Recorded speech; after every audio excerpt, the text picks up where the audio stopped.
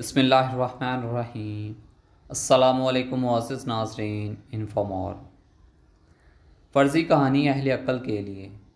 عنوان: مرد سے مرد تک۔ مرکزی کردار: رائمہ۔ رائمہ عورت مارچ میں: ہمیں والد سے چاہیے آزادی، بھائیوں سے چاہیے آزادی، شوہر سے چاہیے آزادی۔ والد اگلے دن صبح: رائمہ بیٹی مبارک ہو، میں نے عورت مارچ سے متاثر ہو کر آج سے تمہیں آزاد کر دیا ہے، اب تم اپنی مرضی کی مالک ہو۔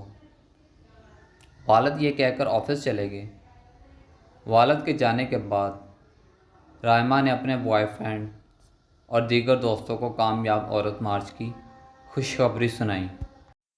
شام میں والد آفس سے واپس آتے ہی رائمہ سے مخاطب ہوتے ہوئے: رائمہ تم ابھی تک گھر پہ ہو؟ رائمہ حیرت سے: کیوں ڈیڈ، میں نے کہاں جانا تھا؟ والد سنجیدگی سے: صبح تمہیں کہا تھا نا تم آزاد ہو، چلو شاباش، اپنا سامان پیک کرو اور یہاں سے نکل جاؤ۔ رائمہ: لیکن ڈیڈ۔ والد بات کاٹتے ہوئے: لیکن ویکن کچھ نہیں، جو کہہ دیا سو کہہ دیا۔ اب رائمہ کے پاس دو راستے تھے: گھر سے نکل جائے یا والد کے قدموں میں گر کر معافی مانگے، شاید معافی مل جائے۔ لیکن رائمہ نے حسن کے غرور میں گھر سے نکلنا مناسب سمجھا اور اپنے بوائے فرینڈز کا نمبر ملایا۔ ہیلو حامد، تم کہاں ہو؟ حامد: جان پریشان لگ رہی ہو، کوئی پرابلم ہے؟ رائمہ: ڈیڈ نے گھر سے نکال دیا ہے، مجھے تمہارے ساتھ رہنا ہے۔ اوہ ڈونٹ وری یار، آ جاؤ، آئی ویٹ یو۔ رائمہ حامد کے ساتھ رہنے لگتی ہے۔ ایک دن حامد کے کہنے پر رائمہ اپنے والد کے پاس جاتی ہے اور کہتی ہے: ڈیڈ مجھے آپ کی جائیداد میں سے حصہ چاہیے۔ والد: تمہارے عورت مارچ میں وراثت کا ذکر نہیں دیکھا؟ تقسیم وراثت تو اسلامی حکم ہے، تمہیں اس سے کیا غرض؟ سوری، تم یہاں سے جا سکتی ہو۔ چند دنوں بعد رائمہ اور حامد جائیداد کے سلسلے میں عدالت جا پہنچتے ہیں۔ رائمہ ایڈوکیٹ سے: سر مجھے اپنے ڈیڈ کی جائیداد میں سے حصہ چاہیے۔ ایڈوکیٹ کچھ فائلیں الٹ پلٹ کرنے کے بعد: رائمہ صاحبہ، اس بارے میں کچھ نہیں ہو سکتا، آپ کے والد نے اپنی تمام جائیداد اپنے بیٹے اور اپنی چھوٹی بیٹی کے نام کر دی ہے۔ سوری۔ مزید چند دنوں بعد ایک رات حامد ایک دوشیزہ کے ساتھ ہاتھ میں ہاتھ ڈالے گھر میں داخل ہوتا ہے۔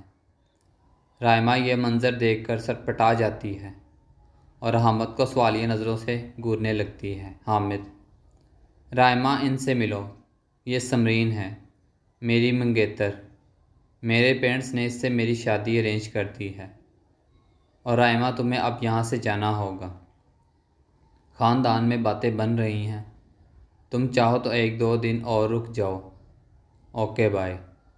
حامد یہ کہتا ہوا دوسرے کمرے میں چلا جاتا ہے۔ وہ رات رائمہ پر بہت بھاری گزرتی ہے۔ اسے اپنے بچھڑے رشتہ دار، لٹی عزت کا خیال بہت تڑپاتا ہے۔ اگلے دن وہ چھوٹا سا بیگ تھامے حامد کے گھر سے منزل سے بے خبر نکل پڑتی ہے۔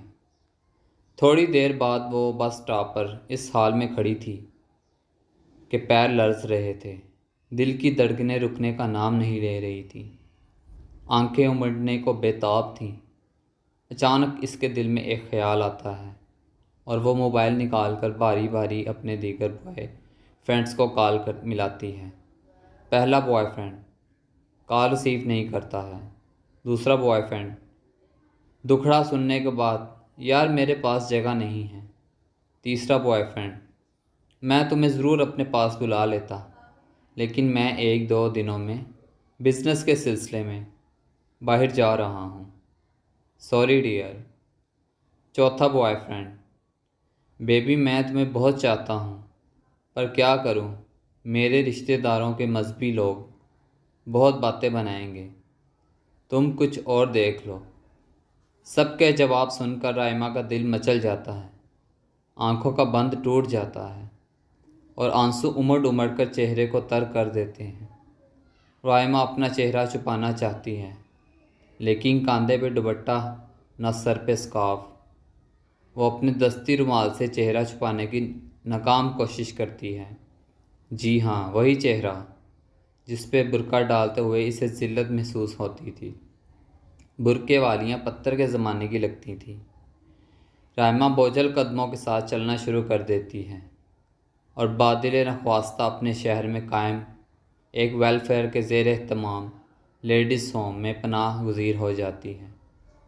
اب اسے اپنی اوقات نظر آتی ہے کہ وہ ٹیشو پیپر ہے یا ڈسپوزیبل برتن جسے استعمال کر کے کوڑے کے ڈھیر میں پھینک دیا گیا ہو۔ یہ دنیا گول ہے رائمہ۔ جس مرد سے آزادی کا نعرہ لگا کر چلی تھی، آج وہ جس ادارے کے رحم و کرم پر ہے، اس کا مالک بھی مرد، منتظم بھی مرد، اخراجات کے لیے چندہ کرنے والے بھی مرد، چندہ دینے والے بھی مرد اور محافظ بھی مرد۔ جی ہاں، وہی مرد جو باپ اور بھائی اور شوہر کے روپ میں پسند نہیں تھے۔ Thanks for watching. اگر آپ کو ہماری یہ ویڈیوز اچھی لگی ہے تو پلیز چینل کو سبسکرائب کر دیں اور بیل آئیکن کو پریس کر دیں تاکہ آنے والی مزید ویڈیوز آپ تک بر وقت پہنچ سکیں۔ ملتے ہیں نیکسٹ ویڈیو میں، تب انشاءاللہ، تب تک کے لیے اللہ حافظ۔